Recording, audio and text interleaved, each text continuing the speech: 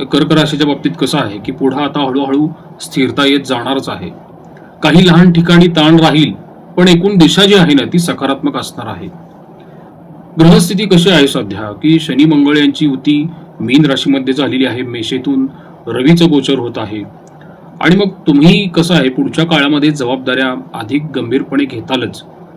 काम काही टाळणार नाहीये, उलट जास्त जबाबदाऱ्या उचलताल. पण त्याच वेळी काही क्षण असे असतील ना की जिथे तुम्हाला आतून थोडासा ताण वाढलेला आहे असं जाणवून घेताल. आणि कधी कधी वाटेल की सगळ्या जबाबदाऱ्या मीच सांभाळतो आहे का. पण कसं होतं की याच प्रक्रियेमुळे तुम्ही आतून मजबूत होत आलेला आहात.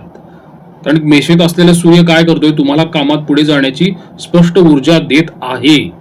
तुम्ही पुढाकारही घेताल, थांबून राहणार नाहीत. आणि ज्या गोष्टी तुम्ही आधी पुढे ढकलत होता त्या आता पूर्ण करण्याचा प्रयत्नही करत आहात. म्हणून तुमच्यात मी करू शकतो हा भाव सध्या वाढत चाललेला आहे. आणि वृषभ राशीतल्या शुक्र हर्षल युतीमुळे तुमच्या आयुष्यात सुख आणि स्थिरता थोडी वाढताना पुढे पुढे जाणवेल, लगेच जाणवणार नाहीये. नातेसंबंध हळूहळू सुधारणार आहेत. पैशाच्या बाबतीत पण सुरक्षितता जाणवणारच आहे. हे तुम्हाला छोट्या छोट्या गोष्टींमध्ये समाधान कसं मिळवायचं हे आता तुम्ही शिकलेला आहात. आणि ज्या गोष्टी आधी तुम्हाला त्रास देत होत्या ना त्या आता तितक्या तीव्र तुम्हाला वाटणार नाहीयेत. म्हणून असा परिणाम आहे की नाही या ग्रहांचा की तुमच्या आयुष्यामध्ये ताण आणि प्रगती सध्या दोन्ही एकत्र चालत आहेत.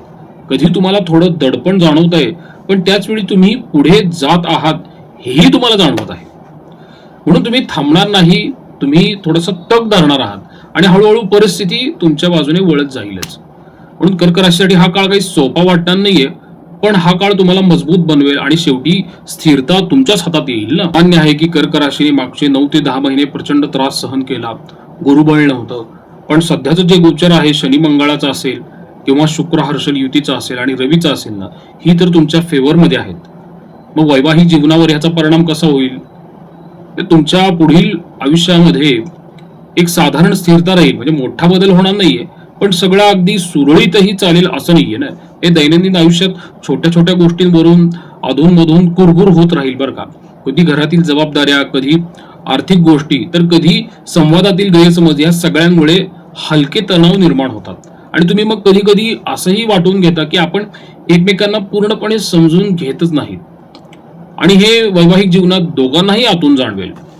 त्यामुळे कसं आहे की दोघांच्या संवादाच्या बाबतीत एक मिश्र स्थिती दिसणार आहे.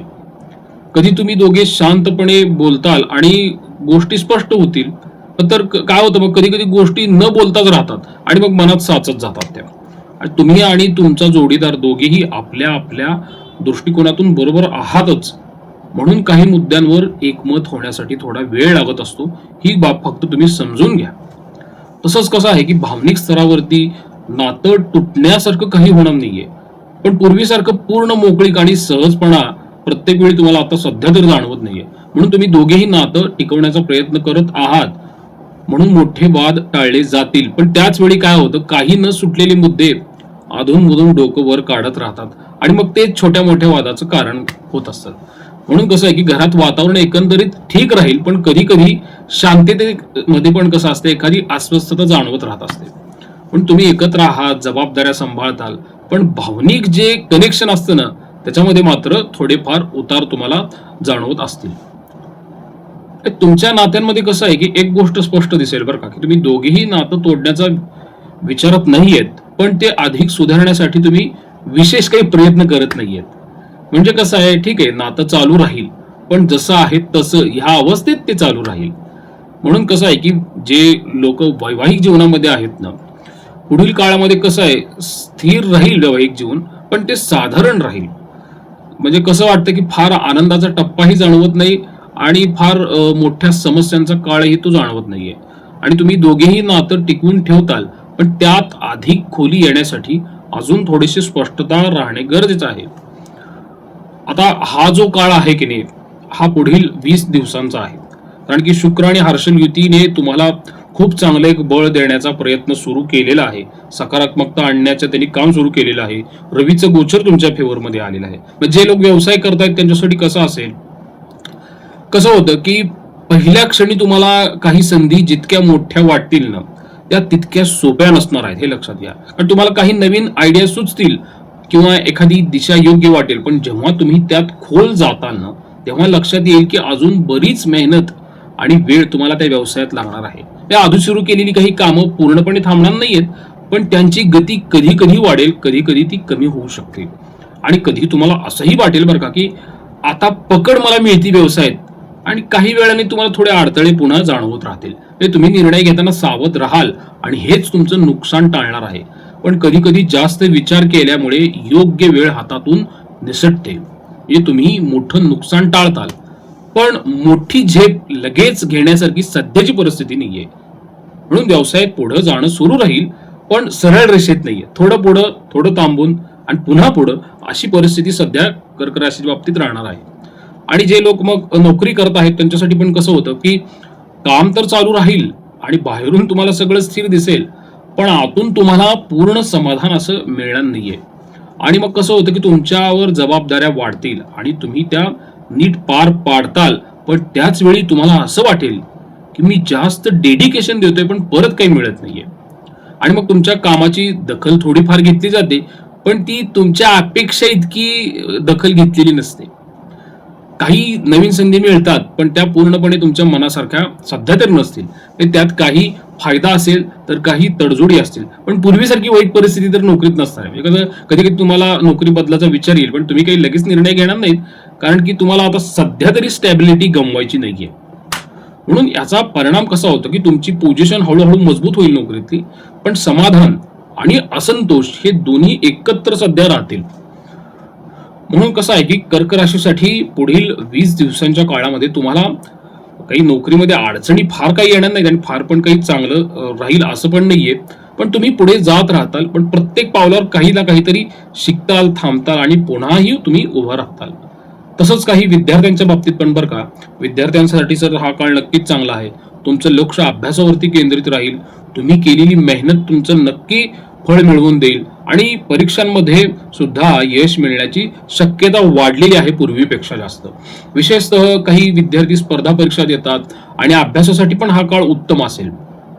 पैसा आणि मग आर्थिक स्थितीच्या बाबतीमध्ये पण कसं आहे की आर्थिक स्थिती हळूहळू आता सुधारायला सुरुवात होईल. हे पैसे येत राहतील आणि खर्चांवर पण नियंत्रण येत राहील.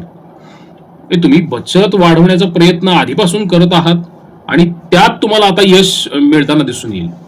म्हणून कसं आहे, आर्थिक सुरक्षितता वाढेल असा हा काळ असणार आहे. कुटुंबाच्या बाबतीत थोडी वेगळी परिस्थिती बरं का. घरात सगळं ठीक दिसतंय, पण तुम्हाला जाणवते की काहीतरी घरामध्ये बदलतंय. तुम्ही लक्षात घेताय, ते तुमचं निरीक्षण चांगलं आहे. तुम्ही सगळं सांभाळत आलेला आहात, शांतपणे आहात सांभाळत आलेला, कोणालाही ते दाखवलेलं नाहीये. घरातल्या प्रत्येक गोष्टीत तुमचा सहभाग आहे, पण कधी कधी तुम्हालाच असं वाटलेलं आहे की माझं ऐकून का घेतलं जात नाहीये. ही कर्क राशीची शोकांतिक आहे. पण कसं झालेलं आहे की आता चित्र हळूहळू बदलायला लागलेलं दिसत जाईल. ज्या गोष्टी आधी मनात राहायच्या त्या बोलल्या जातील, संवाद वाढेल आणि घरामधील गैरसमज कमी होतील. घरातल्या नात्यांमध्ये एक हळूहळू तुम्हाला ऊब येत आहे असं जाणवेल. तुम्हाला असंही जाणवेल की लोक बदलत नाहीत, पण समज वाढते तेव्हा सगळं बदलतं. हे तुम्हाला आता हळूच जाणवून जाईल. लहान तणाव येतील, कधी थोडी कुरबुर होईल, पण यावेळी गोष्टी काही वाढणार नाहीयेत. त्या तिथेच थांबतील आणि कालांतराने त्या मिटूनही जातील. लक्षात घ्या की तुम्ही आधीसारखे आता लगेच प्रतिक्रिया देणारे राहिलेले नाहीयेत. तुम्ही समजून घेणारे राहिलेले आहात. तिथेच नातं मजबूत आता तुमचं होणार आहे. म्हणून कर्क राशीसाठी लक्षात घ्या, घर तर बदलणार नाहीये, पण घरातली भावना बदलेल आणि तेच सगळ्यात मोठं कर्क राशीसाठी परिवर्तन असणार आहे. ह्या सर्व गोष्टींचा मित्रांनो कर्क राशीच्या मनावरती एक वेगळाच परिणाम होतो आणि शेवटी हे सगळं चाललेलं आहे हे मनाच्या समाधानासाठीच आहे. मानसिक स्थिती ह्या काळात कशी राहते, पुढच्या काळात कधी कधी थोडा ताण जाणवेल. म्हणजे ते अचानक येणारा नाही, पण जबाबदाऱ्या वाढल्यामुळे किंवा अपेक्षा वाढल्यामुळे हलकासा दबाव जाणवतो आणि कधी काही गोष्टी तुमच्या मनात अडकून राहतील बरं का, आणि तुम्ही त्या पुन्हा पुन्हा विचारात घ्याल. पण यावेळी फरक असा असेल ना की तुम्ही त्या विचारांमध्ये अडकून राहणार नाही. तुम्ही स्वतःला थांबवायला शिकाल. आत्ता घाई करून निर्णय घ्यायचा नाही हेही तुम्ही स्वतःला सांगत राहताल. ही जाणीव तुमच्या मनामध्ये आता हळूहळू तयार होईल. तुमचा आत्मविश्वास आधीसारखा आवाजात किंवा दाखवण्यात नाहीये हो, तो आता आतून शांतपणे वाढत जाणारा आत्मविश्वास आहे तुमचा. म्हणून तुम्हाला स्वतःबद्दल खात्री वाटायला लागणार आहे. पण तुम्ही जे करत आहात ना ते योग्य दिशेने आहे हे पण जाणवेल. आणि पूर्वी तुम्हाला इतरांच्या मतांचा जास्त परिणाम वाटत होता, पण आता तुम्ही प्रत्येक गोष्ट मनावर घेणार नाहीयेत. ठीक आहे, तुम्ही ऐकाल, पण अंतिम निर्णय स्वतः घेताल. आणि निर्णय घेण्याच्या पद्धतीत तुम्हाला मोठा बदल दिसेल. आधी तुम्ही कधी भावना पाहून, कधी घाईत निर्णय घेतलेले आहेत, पण आता तुम्ही थांबून विचार करणार आहात, परिस्थिती समजून घेताल आणि मगच पुढे पाऊल टाकताल. कसं आहे की यामुळे कसं होतं, चुका कमी होतात आणि तुम्हाला स्वतःवर अधिक विश्वास वाटतो. तुमच्या मनात एक स्थिरता तयार होईल ना. आणि आधी जसं कधी खूप मोटिवेशन आणि कधी पूर्ण थकवा तुम्हाला जाणवायचा, तर असा उतार चढाव होता तो आता कमी होईल. तुम्ही आता थोडं स्टेडी होताल, तुमची ऊर्जा जी आहे ती संतुलित राहील. कधी कधी जुन्या आठवणी किंवा भावना परत येतात, पण तुम्ही त्यात काही आता हरवणार नाहीयेत पूर्वीसारखे. तुम्ही त्या ओळखाल आणि मग पुढे जाताल. म्हणून मला असा परिणाम सांगू वाटतो की तुम्ही बाहेरून नाहीये तर आतून मजबूत झालेलाच आहात. तुम्ही शांत राहाल पण कमजोर नाहीयेत, तुम्ही स्थिर असताल. कर्क राशीच्या व्यक्तीने लक्षात घ्या, तुमचं मन आता तुम्हाला त्रास देणार नाहीये, तेच तुमचं मन योग्य दिशेने तुम्हाला घेऊन जाईल. म्हणून ही वेळ मिश्र आहे, पण सकारात्मक बाजू जास्त मजबूत असणार आहे. तुम्ही काही अडचणी अनुभवताल, पण त्या पार करूनही तुम्ही आता पुढे जाणार आहात. म्हणून कर्क राशीसाठी मला असं सांगू वाटतं की काही ठिकाणी हलकी कुरबुर राहील, पण एकूण आयुष्य हे तुमच्या बाजूने वळत जाईल आणि मग स्थिरताही तुम्हाला नक्की मिळेल.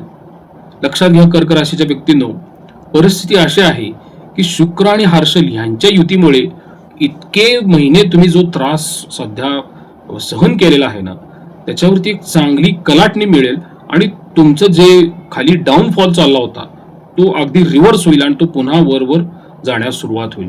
त्यामुळे शुक्र आणि हर्षल ह्यांचा जो योग आहे की नाही, तो तुम्हाला जे वाटलेलं नैराश्य होतं, इतके महिने मनामध्ये तयार झालेलं होतं ना, त्याच्यामध्ये एकदम मोठा टर्निंग पॉइंट होईल आणि तुम्ही सकारात्मक विचार करायला भाग पाडले जाताल ह्या शुक्र आणि हर्षल युतीमुळे. आणि पुढं कसं होईल, मे महिन्याच्या एंडला तर गुरु पालट होणारच आहे. त्यामुळे जे काही तुम्ही मागचे 9-10 महिने त्रास भोगलेला आहे की नाही, त्यातनं तुम्हाला आता सकारात्मकता जाणवायला सुरुवात होईल. पुढची येणाऱ्या काळातली रवीची गोचर पण चांगली आहेत, शुक्राची गोचर तर नक्कीच चांगली आहेत.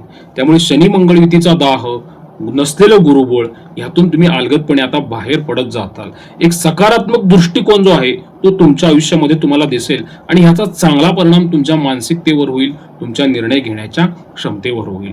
आणि जरी तुम्हाला काही उपासना करायच्या असतील तर मी ह्या आधीच्या अनेक व्हिडिओमध्ये कर्क राशीसाठी उपासना सांगितलेल्या आहेत, त्या तुम्ही नित्य नियमाने करत राहा. असं कधी नसतं की एक महिन्याला एक उपासना ही, दुसऱ्या महिन्याला वेगळी, तिसऱ्या महिन्याला उपासना ही एकच असते. आयुष्यभर तुम्ही ती केल्यानंतर त्याचं कुठेतरी फलश्रुती म्हणून तुम्हाला सद्बुद्धी सुचत राहत असते. प्रसाद कुलकर्णी, पंढरपूर. श्रीराम.